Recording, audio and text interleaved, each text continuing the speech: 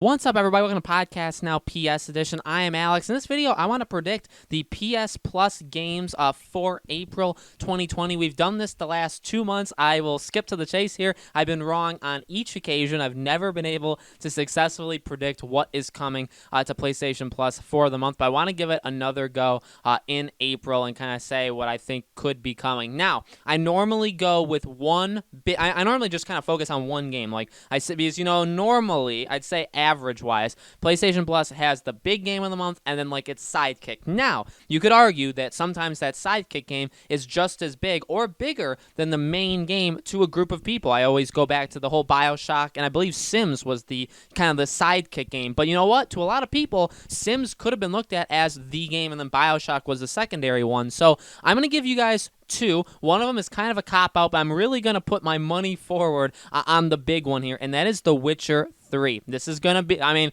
bam, shocker, right? Now, if you guys have watched these the last 2 months, this is one of the first kind of series things I started doing on this channel. I thought it would be pretty fun to do. I had locked and loaded Final Fantasy, okay? I thought Final Fantasy 15 was going to be the game the last 2 months. I did not stop that. I said, you know what? It's going to be Final Fantasy. With Final Fantasy 7's remake, obviously exclusive on PS4 this upcoming month. I think by the time you guys are seeing this, it's still in March. We're only like 2.5 weeks away from it, but at this point, it's like, all right, I believe PlayStation Plus, because the beginning of April is still that last week in March, so you have to wait till the following week, which I believe is like April 7th, until we get the free game. So that's only 3 days before, I believe, because I think Final Fantasy 7 comes out like April 10th, which is that Friday. So that's only 3 days before. You can't have Final Fantasy 15. Now, this could be the one that, because I'm saying you can't do it, that they're going to do it, and that would make me very happy. I want Final Fantasy 15, but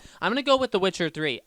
We're approaching its 5-year birthday. I believe it turns 5 in May. So I may, just so you know, just a quick spoiler for the future, I may cop out and do this again for next month and say Witcher 3 would be that game. 5 years is a really, really big deal. And maybe, again, you would wait until the actual month of the 5 years. But I don't think 1 month is going to hurt you all that much. Witcher 3, it's a really, here's the reason. Here's the big reason. 1, it is very close to the 5-year birthday. 2, it would still be a lead up to Cyberpunk, because you'd be giving it to us in April. People would play it April, May, maybe June. You have July and August, and then it comes out in September, Cyberpunk 2077. So you're giving it to us in advance, a couple months in advance, so people that have never played this game before, somehow, even though this is a very high-selling game, it's been out in multiple editions, it's been on sales for basically, again, like 4+ years, it's been on sale for various pricing. If you haven't played it yet, it's kind of already a sad thing, but then if they give it to you for free, I mean, you're kind of required at that point, right? But another reason, honestly, this is true, is because of what's going on in the world. And I don't want to say the word because YouTube doesn't like the word, but the things spreading around the world that's been giving the world quite a hard time as of late, it's resulted in a lot of people being stuck at home. And I honestly feel like what we're going to see from the gaming industry, and what we've already seen, is kind of acknowledgement that that's a thing, and like, here's how we get through it together. And I think in the world in general, that has been a pretty solid message that's been thrown out. But in the gaming industry, with Doom and Animal Crossing and with Resident Evil and with Predator's Trial and all this stuff, you can really frame a discussion around every single thing releasing, that there's like a part to talk about, hey, like, we're all in like isolation, right? We're all staying at home in quarantine, and like, this is just something to do. So stuff like that, again, I honestly feel like it is a talking point, not just around the world, but in the gaming industry. So when it comes to April, why not really double up on that? And if you're Sony, you say, hey,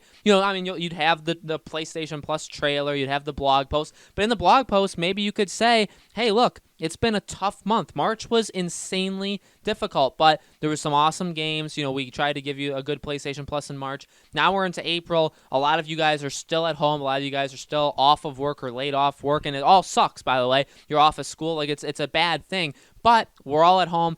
So let's give you this game that can provide to you, like, 50, 60, 70, 80 hours of experience. Like, let's just give you this game. I think that would be a really solid thing to do from Sony, from CD Projekt, because, there has to be some sort of deal worked out between the two in order to allow this to happen. I think that's a really good idea. I truly do. I think that, again, you can word it in, hey, let's give you a huge open world game. You got plenty of time to explore it. You're not doing anything else, right? So why not do it why not we give you, we'll do you guys a solid, and we'll give you this game. The second game, which is honestly for the exact same reason, one that I've already said in the past, Horizon Zero Dawn. We're getting closer and closer to releasing on the PC. I believe it's this summer, right? So it's coming out on PC. It's been out on the PS4 forever, basically 3 years now. Actually, it just celebrates 3-year birthday in February, which is why I think I set it for February or in March. It's been out for 3 years. At this point, it's dirt cheap. It's the same things I've constantly said about it. I mean, they're selling it for $5, $10, $15 maybe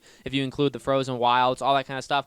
It's to the point where, all right, it's never been a PlayStation Plus game. It's a very successful first-party game. It's been around long enough. You're not really making money on it on the PS4, hence why it's coming out to PC in the first place, right? Because they can get some money from it. And also, again, the PS5 is coming, and eventually we're going to see games, and eventually we're going to see that, right? Because I think Horizon 2, Spider-Man 2, these are some of the first games, especially Horizon. I think Horizon is the closest one to being done, Horizon 2. So, again, like, why not just give us the first game, have us all experience it, and then maybe in April, maybe in May, maybe in June, you announce Horizon Zero Dawn 2, which, again, would be right in the middle of free PlayStation Plus game for Horizon 1, Horizon coming out on PC, so you have all these new players that have never played it before playing it, and then you announce its sequel. I think it's a really, really good idea. Do I think we could get a month where we get The Witcher and Horizon? No, I really don't. I think that would be the greatest month we've ever had in PlayStation Plus history, because those are two huge open worlds.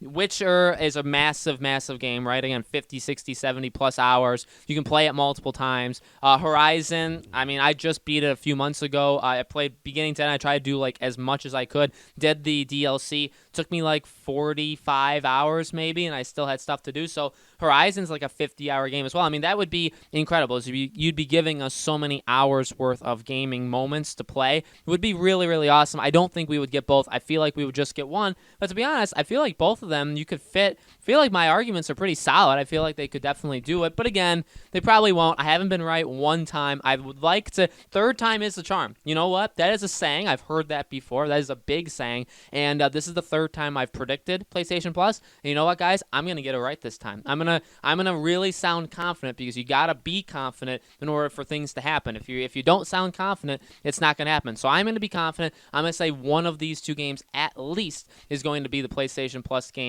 for April. So guys, let me know in the comments below. What do you think? Which games do you think we'll get for PlayStation Plus? We're going to find out really soon, probably by the end of this week or early next week. We'll probably get the announcement. So only a few days away. Get your predictions in now. Let me know. Make sure you guys subscribe to this YouTube channel. Hit the bell icon so you guys know when these videos go up. And I do a new video on this channel every single day, so you guys know always to expect a brand new video every day, okay? Thank you all again so much for watching, and I'll see you on the next video.